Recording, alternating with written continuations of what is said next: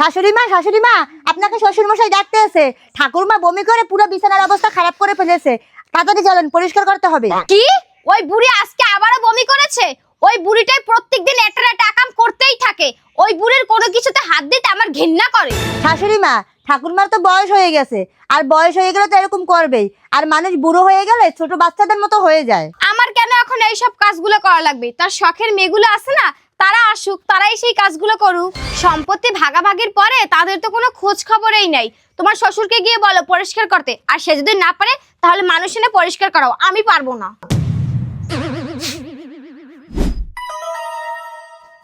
শাশুড়ি মা, আমার মায়ের পেটে না টিউমার হয়েছে। ডাক্তার বলছে এক্ষুনি অপারেশন করতে হবে। আর আপনি তো জানেন যে আমরা দুই ভাই বোন, আমার ভাই এখনো ছোট। আমার মাকে দেখাশোনা করার মতো আমি ছাড়া আর কেউ নেই এখন।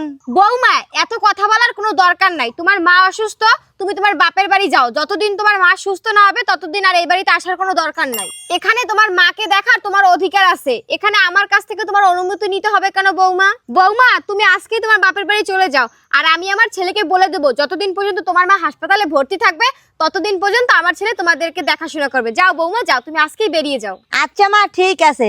আর আপনি একটু ঠাকুমার দেখাশোনা করেন। আমি তো থাকবো না, ওনার সাথে আবার রাগারাগি করেন না, কারণ বয়স হয়ে গেছে তো ওরকম করবেই। ওই বুড়ির কথা আমার কাছে আর বলবা না। ওই বুড়ির জন্য সেবা যত্ন আমার মন থেকে আসে না।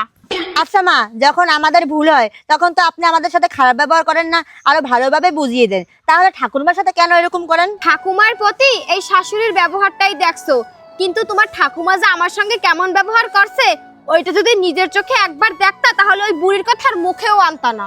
ওই বুড়ির যখন যৌবন বয়স ছিল তখন ওই বুড়ি আর বুড়ির মেয়েরা মিলে আমারে অনেক জ্বালাইছে। আমি যখন ভালো মন্দ কিছু রান্না করতাম তখনই ওই বুড়ি তার মেয়েদেরকে ফোন দিয়ে ডাকতো। আমি দাসীর মতন সারাদিন কাজকর্ম করতাম, কিন্তু খাওয়ার বেলায় আমার সময় আর কিছুই থাকতো না। আর বাড়িতে যদি কখনো কিছু হইতো তখনই তাদের মেয়েদেরকে ফোন দিয়ে আনতো। আর আমার শাশুড়ি, আমার ননদরা মিলে আমার সঙ্গে না কি খারাপ ব্যবহারটাই করতো। আর বৌমা শোনো একটা কথা, আমি ছিলাম একজন গরিব ঘরের মেয়ে, তাই কিছু হইলেই ওরা আমাকে ছোট লোক বলে গালাগাল করতো। আমারে একদিন ওরা শান্তি মতন একটু সংসার করতে দেয় নাই। তোমার ঠাকুমা কিছু হইলেই তোমার শ্বশুরের কাছে কান্নাকাটি করে নালিশ করতো। আর তোমার শ্বশুরে সেই ওর মার কান্নাকাটি দেখে আমার সঙ্গে যে কি খারাপ ব্যবহার করতো, আমার সাথে ঠিক মতন কথা বলতো না, বাড়িতে আসতো না, খাওয়া দাওয়া করতো না। আর শোনো বৌমা, তোমার ঠাকুমার অনেক টাকার অহংকার ছিল। একটু হইলেই বলতো আমার ছেলের বউয়ের আমার কোনো দরকার নাই, আমার শেষ বয়সে আমার মেয়েরাই আমারে দেখবে।